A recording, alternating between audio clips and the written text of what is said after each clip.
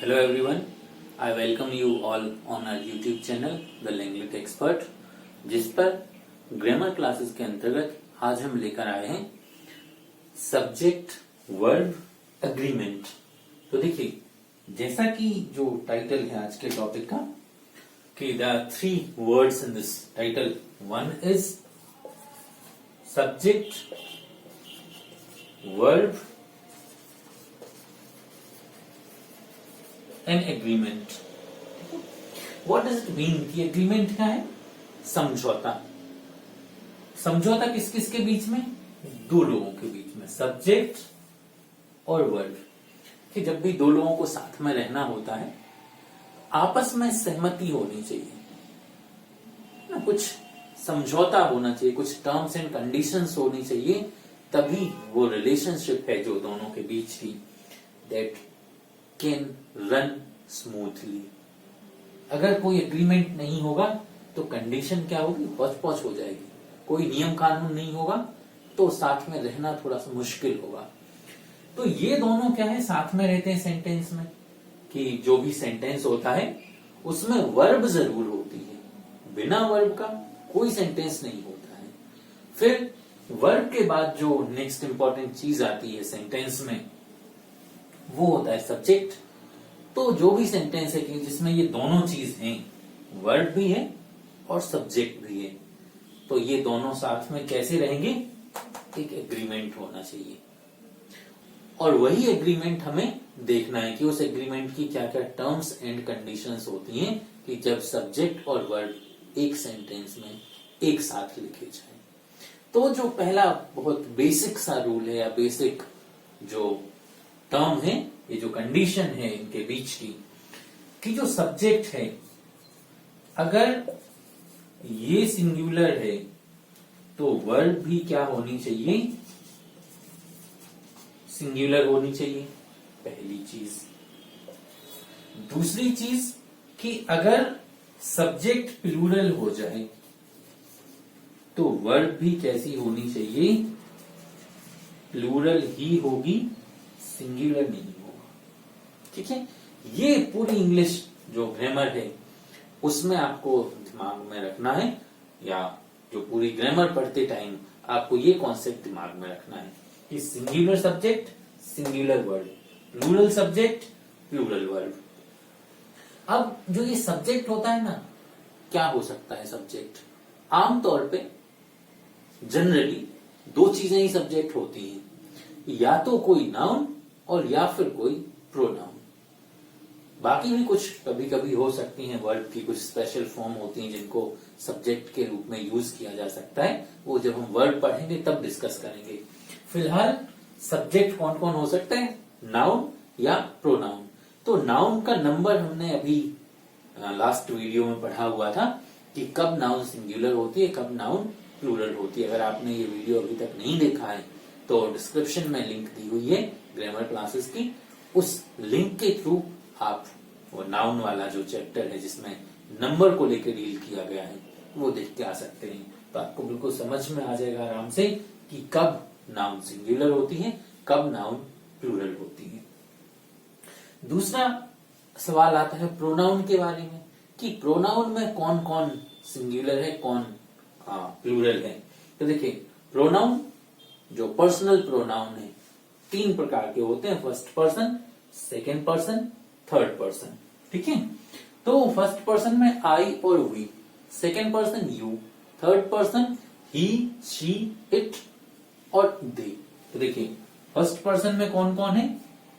आई और we. Second person में you और थर्ड पर्सन में ही, शी, इट और दे। ठीक है, तो अभी आपने क्या पढ़ा कि जो नाउन सिंगुलर होगी या जो सब्जेक्ट सिंगुलर होगा तो वर्ब सिंगुलर, सब्जेक्ट प्लूरल तो वर्ब प्लूरल। प्रोनाउन के केस में थोड़ा सा एक्सेप्शन कह सकते हैं हम, या फिर थोड़ा डिफरेंस कह सकते हैं इस कॉन्सेप्ट में, कि प्रोनाउन के साथ क्या होता है कि जो ये फर्स्ट पर्सन है, सेकेंड पर्सन है, और ये जो थर्ड पर्सन है ना, हम इसको दो पार्ट्स में डिवाइड किए लेते हैं। एक सिंगुलर और एक प्लूरल। ठीक है, तो सिंगुलर ही, शी, इट और प्लूरल है दे। ठीक है, तो यहां जो ये प्लूरल का कॉन्सेप्ट है कि प्लूरल वर्ब किसके साथ में यूज होगी, तो प्लूरल वर्ब फर्स्ट पर्सन, चाहे सिंगुलर हो चाहे प्लूरल हो। सेकेंड पर्सन यू, सेम होता है सिंगुलर में भी प्लूरल में भी। और थर्ड पर्सन प्लूरल के साथ। और यहां जो सिंगुलर वर्ब यूज होगी वो होगी यहां थर्ड पर्सन सिंगुलर के साथ में। तो ये यहां सिंगुलर वर्ब का यूज होगा। तो ये नाउन और प्रोनाउन में थोड़ा सा डिफरेंस आप देख सकते हैं। तो अब I think it might have been clear कि प्रोनाउन और नाउन में थोड़ा सा डिफरेंस क्या है। तो आपको ध्यान रखना है कि अगर फर्स्ट पर्सन प्रोनाउन है तो हमेशा plural verb, second person pronoun है तब भी प्लूरल वर्ब, और जो थर्ड पर्सन है, थर्ड पर्सन के सिंगुलर में सिंगुलर वर्ब और प्लूरल में प्लूरल वर्ब। यहाँ आई का थोड़ा सा स्पेशल केस है कि दो टेंसेस ऐसे आते हैं जिनमें ये सिंगुलर वर्ब का यूज करती है या हेल्पिंग वर्ब का यूज करती है। बस हेल्पिंग वर्ब, वर्ब हमेशा उसके साथ प्लूरल ही रहेगी जो मेन वर्ब है। जैसे इसके साथ वॉज और एम, बस आपको याद रखना है कि आई के साथ में ये सिंगुलर का यूज होता है, क्योंकि वो अपने आप में सिंगुलर है। ये चीज आपको याद रखना है। अब बात आती है कि हमें कैसे पता चलेगा कि नाउन प्लूरल है या सिंगुलर है।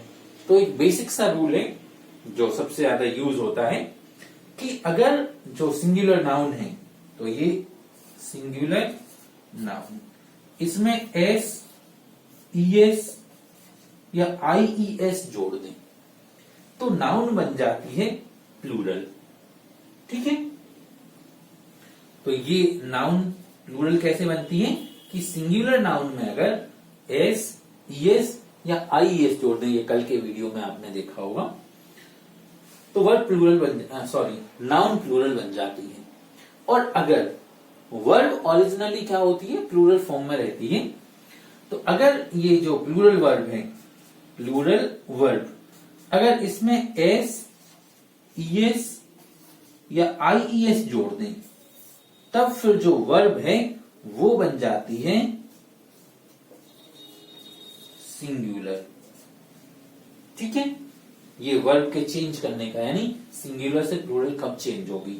और यहाँ क्या है, सिंगुलर नाउन में अगर ऐसे ही एस जोड़ा हुआ है तो फिर वर्ब क्या, ये जो नाउन है वो प्लूरल में चेंज हो जाएगी। जैसे मान लीजिए एक एग्जाम्पल हम देखते हैं कि एग्जाम्पल लिखा हुआ है बुक और इसमें आपने एस जोड़ दिया, तो ओरिजिनली ये बुक सिंगुलर है नाउन, पर एस, ईएस या आईईएस जोड़ दिया तो ये बन गया प्लूरल। जैसे लिखा हुआ है क्विज, ईएस जोड़ दिया तो प्लूरल बन गई नाउन। और जैसे मान लीजिए लिखा हुआ है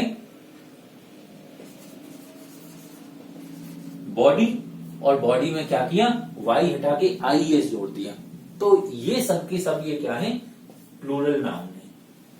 अब अगर हम वर्ब की बात करें कि जैसे वर्ब है ट्राई, ओरिजिनली ये वर्ब क्या है, प्लूरल है।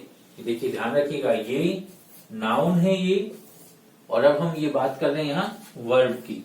ठीक है, तो ये प्लूरल है, इसका सिंगुलर कैसे बनेगा, वाई हटा के आईएस। रूल वही रहेंगे कि वाई हटा के आईएस कब बनेगा, या फिर वो आईएस कब जोड़ेंगे, या फिर डायरेक्ट एस जोड़ेंगे। वो इनको जोड़ने घटाने का नियम वही रहेगा जो आपने कल की वीडियो में देखा।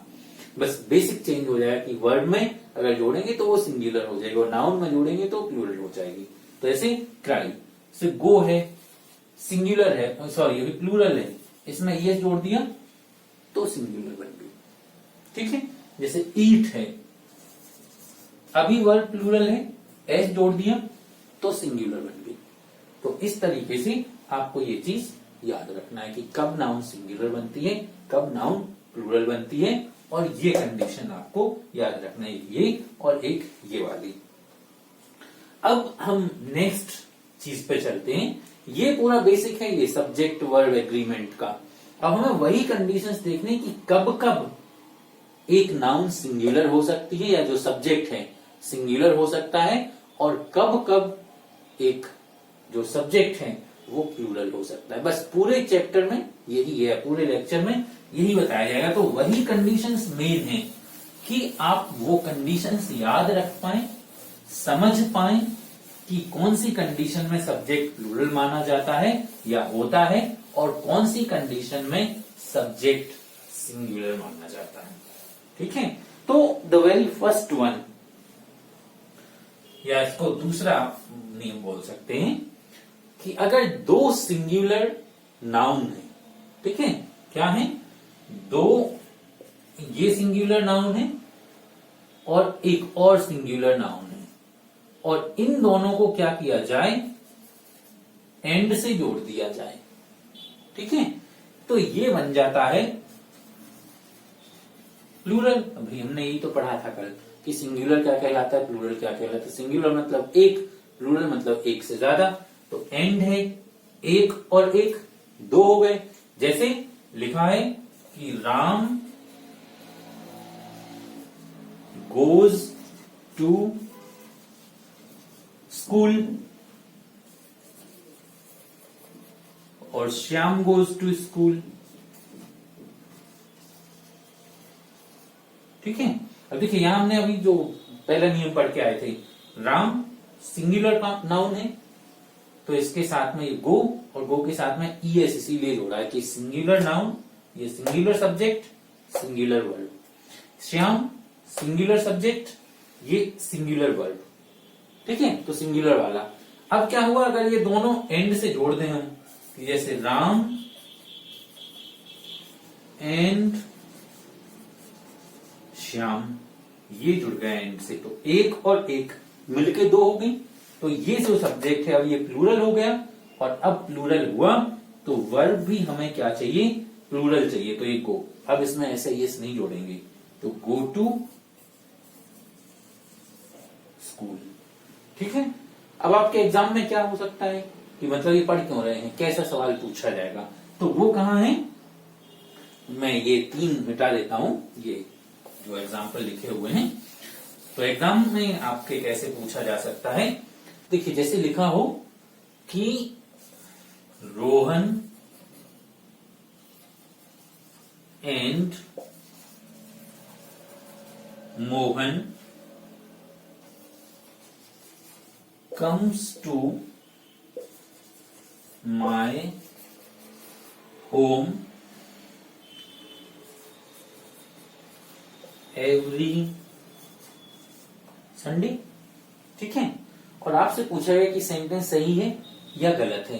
तो अब आपको अप्लाई करना है वही जो हम पढ़ के आए हैं कि ये रोहन है, एक सिंगुलर नाउन है, फिर ये मोहन है, दूसरा सिंगुलर नाउन है, और दोनों को एंड से जोड़ा गया है। इसका मतलब अब ये जो सब्जेक्ट है वो प्लूरल हो गया, और प्लूरल सब्जेक्ट है तो सेंटेंस में जो वर्ब यूज की गई है that must be plural and plural and plural only, singular नहीं हो सकती।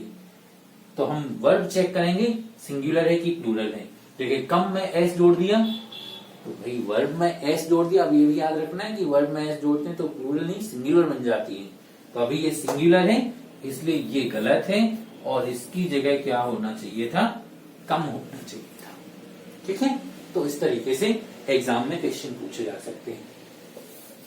अब जो नेक्स्ट रूल है वो है 2 प्रकार के जो सेंटेंसेस होते हैं या जो कंडीशंस होती हैं, कि एक तो होते हैं सपोजिशनल सेंटेंसेस, सपोजिशनल सेंटेंसेस, और एक होते हैं कंडीशनल सेंटेंसेस।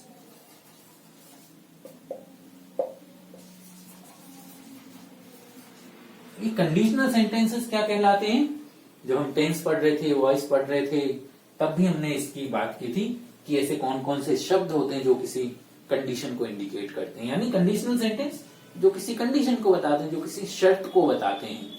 और सपोजिशनल सेंटेंस मतलब ऐसे सेंटेंस जिनमें मान लिया जाता है, चीजें होती नहीं है, सिर्फ मान लिया जाता है कि अगर मैं प्राइम मिनिस्टर होता तो, ये है ना। या आपके पास 50,000 किताबें होती तो, अगर मैं एग्जाम पास कर लिया होता तो, ये तो सपोजिशनल सेंटेंस। और कंडीशनल सेंटेंसेस क्या है कि अगर आप पढ़ेंगे तो पास होंगे, अगर आप खेलेंगे तो आप जीतेंगे, तो ये कंडीशन है। तो सपोजिशनल सेंटेंस और कंडीशनल सेंटेंस। सपोजिशनल सेंटेंस में क्या होता है, अब ऐसे कौन कौन से शब्द हैं जिन शब्दों को देखकर हम ये पता लगा पाए कि सेंटेंस सपोजिशनल है कि नहीं है। देखिए, जो कुछ शब्द होते हैं जैसे इफ हुआ, ऑल्दो हुआ, एज इफ हुआ, जैसे कि ये बॉक्स में दिए गए हैं, तो लगभग शब्द यही यूज होते हैं कंडीशन में भी और सपोजिशन में भी। अब आपको सेंस समझना होगा कि दिया गया सेंटेंस कंडीशनल है कि सपोजिशनल है। ठीक है, तो अब ध्यान रखिएगा ये चीज, ये शब्द देख लेना है कि अगर ये शब्द हैं सेंटेंस में, तुरंत माइंड में स्ट्राइक करना चाहिए कि सेंटेंस सपोजिशनल है कि कंडीशनल है। वो सेंस जब आप समझेंगे उसका, तब इस रूल को अप्लाई कर पाएंगे। तो देखिए, और जो कंडीशनल सेंटेंस होता है ना, तो आमतौर पर इसमें क्या होता है कि दो सेंटेंसेस दिए होंगे कोमा से सेपरेट करके, और इसमें कोमा से सेपरेट नहीं किया जाता सपोजिशनल सेंटेंस में, रनिंग में लिखा होगा। ये कहीं कहीं फॉलो हो भी सकता है, कहीं कहीं नहीं भी हो सकता है, पर जब आप 100% उसका मीनिंग समझ पाएंगे, सेंस समझेंगे, तभी आप 100% श्योर होंगे कि सपोजिशनल सेंटेंस है कि कंडीशनल। तो शब्द याद रख लिए। अब रूल देखिए कि क्या है। तो अगर सपोजिशनल सेंटेंस है तो सब्जेक्ट कोई भी हो, चाहे सिंगुलर हो और चाहे प्लूरल हो। ठीक है, ध्यान रखिएगा कि सब्जेक्ट चाहे सिंगुलर हो और चाहे प्लूरल हो। तो सब्जेक्ट हर प्रकार का हो, चाहे सिंगुलर चाहे प्लूरल, लेकिन जो वर्ब होगी, वर्ब हमेशा प्लूरल यूज की जाएगी। याद रखना है, ये बिल्कुल गांठ बांध लीजिएगा। सब्जेक्ट चाहे कुछ भी हो, चाहे सिंगुलर और चाहे प्लूरल, ठीक है, लेकिन जो वर्ब होगी वो हमेशा प्लूरल की प्लूरल होगी। जैसे if I were you, if Mohan were the PM of India. ठीक है, तो देखिए, इफ आई वर यू, काश में तुम होता, है ना। If Mohan were the prime minister of India, अगर या काश मोहन इंडिया का प्राइम मिनिस्टर होता, है ना। तो ये जो ये इफ है, ये क्या है, सपोजिशनल होता है। तो देखिए, यहां मोहन सिंगुलर है, लेकिन जो ये वर्ब यूज की जा रही है ना, प्लूरल है। और यहां ये आई फर्स्ट पर्सन सिंगुलर है, वर्ब प्लूरल है। ठीक है, तो सब्जेक्ट चाहे सिंगुलर हो चाहे प्लूरल हो, वर्ब प्लूरल का ही यूज करेंगे। और ज्यादातर केसेस में जो वर्ब आती है ना ऐसे सपोजिशन में, वो वर्ब का ही यूज होता है, और कुछ नहीं आएगा। ना वॉज होगा, ना एम होगा, ना इज होगा, ना हैज होगा, सिर्फ और सिर्फ ये वर्ब का यूज किया जाएगा सपोजिशनल सेंटेंसेस में। ठीक है, ये एक चीज सपोजिशनल सेंटेंसेस हो गए। अब आते हैं यहां कंडीशनल सेंटेंसेस में। तो कंडीशनल सेंटेंसेस में क्या है कि जो हम अभी पढ़ के आए हैं रूल, कि अगर जो सब्जेक्ट है और वर्ब है, अगर सब्जेक्ट सिंगुलर है तो वर्ब भी सिंगुलर होगी, और ठीक है, ये है इन दोनों का, ये कंडीशनल सेंटेंसेस के लिए ये लागू होता है। जैसे मान लीजिए लिखा है कि इफ यू वर्क हार्ड, आगे और भी सेंटेंस लिखा होगा। और दूसरा लिखा हुआ है इफ ही वर्क्स हार्ड। ठीक है, तो देखिए यहां अगर आप मेहनत करेंगे, अगर वह मेहनत करेगा, तो ये यू प्लूरल है, तो वर्ब भी क्या है, ये देखिए प्लूरल है, ऐसे यस नहीं लगा वर्ड में। ही सिंगुलर है तो वर्ब भी सिंगुलर है, इसमें एस लगा हुआ है। तो ये कंडीशनल सेंटेंसेस के साथ में ये रूल है।